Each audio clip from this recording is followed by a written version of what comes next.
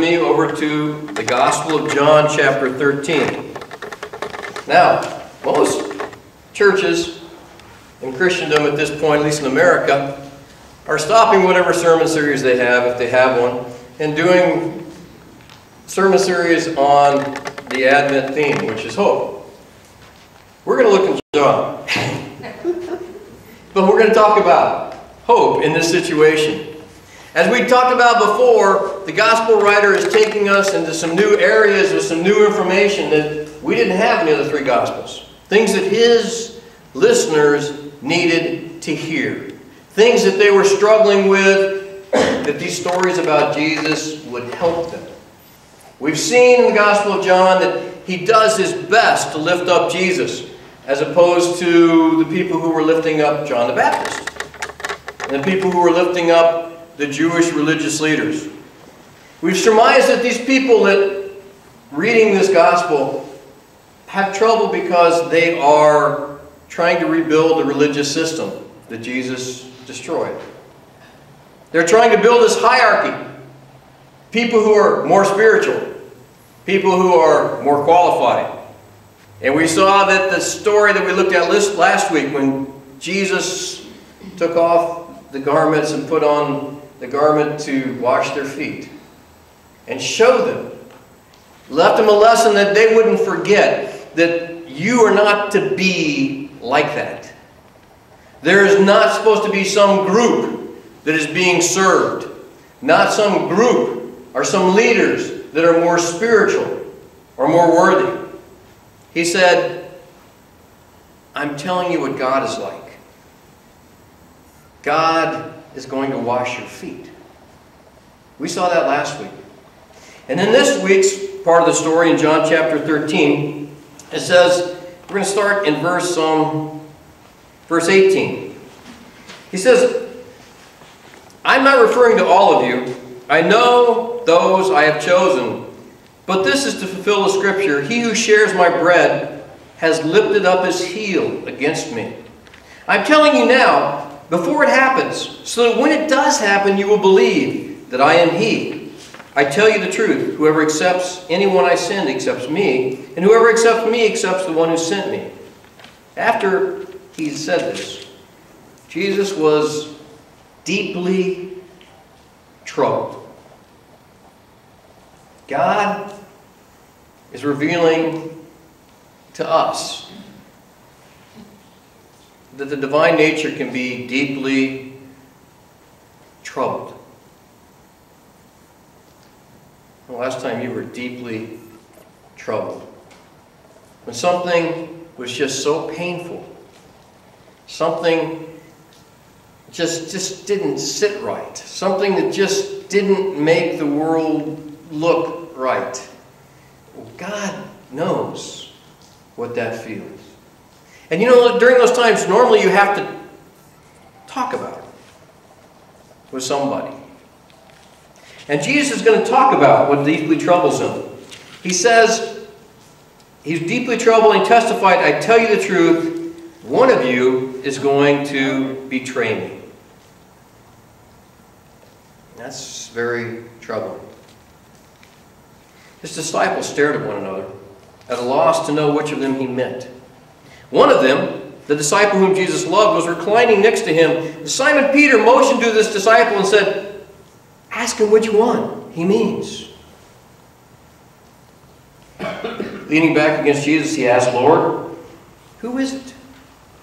Jesus answered, it is the one whom I will give this piece of bread when I've dipped it in the dish.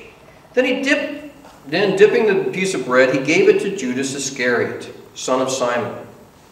As soon as Judas took the bread, Satan entered into him. What you're about to do quickly, Jesus told him. But no one at the meal understood why Jesus said this to him, because Judas had charge of the money. Some thought Jesus was telling him to buy what was needed for the feast or to give something to the poor.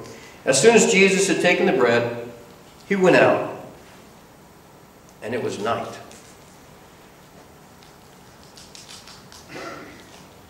Why? Why would I even venture to look at this text on the Sunday of Hope? It this text is a bummer, right? Matter of fact, this text has more ink about Judas and this whole betrayal thing than all of the other Gospels. Why did John want to remind them about this story? Why? Well, Jesus said it. He said, I'm telling you this so when it happens, you're going to know that I knew. That Jesus knew this is going to happen. Do you find any encouragement in that at all? Do you? That Jesus knew who was going to betray him? Jesus knows. He knows. He knows whose heart is with him. He knows who is doing things for other motivations. He knows. Do you find that encouraging at all? Yeah, maybe you find it pretty scary. You know what the apostles wanted to know? Who is it? Who is it? In the other Gospels, they went around and said, surely not I, Lord. Surely not I. Until they got to Judas, and Jesus said, yeah, it's you. Maybe you wonder about your own motivation. Maybe you wonder, do you have it in you to betray Jesus? Do you? Well, yeah, it's in all of us.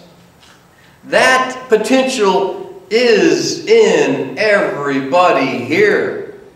Everyone here has the potential to do that. Amen. Right? That's true. If you don't own that, then what we do in a couple minutes isn't going to mean a lot to you. To take the Lord's Supper isn't going to mean... If you think that you're beyond that, then you don't know how much you need to be forgiven. But if you know that you have that potential, but if you know that the last thing in your mind, the last thing in your heart is to want to do that, then you know what? You're okay. You're okay. But have you ever had anything in a Christian religious organization shake you up? You find out some leader somewhere is sleeping with the wrong person. Or persons. You find out that some leader somewhere is taking money. You find out, maybe personally, some leader somewhere just doesn't really care. That it's all a big act. And that might shake you up. Let me tell you something. Jesus knows. Jesus knows who's with him. Jesus knows that not everybody's heart is there. And he knows who they are. That person may not want to believe that. That person may fool a lot of people. But he doesn't fool Jesus. Jesus knows. Jesus told this really interesting parable. The parable of the tares. Remember that one? The parable of the weeds? He said there's somebody came and he planted this really good seed in his field. And then an enemy came at night and planted a bunch of weeds, tares. And they didn't know that until they started growing up and getting big enough to say, hey, wait a minute, that one's a weed. And then the workers came to the master and said, what do you want us to do? What happened? We thought you planted good seed. And the master said, yeah, I did. An enemy did this. Well, what do you want us to do? You just want us to go up there and pull up the weeds? He said, no. In doing that, you will damage the crop. We'll wait till harvest. And then we will separate them. The wheat from the tares. And you know what the explanation of that parable is? That the master knows that there's some bad seed. There's some bad bad seeds out there.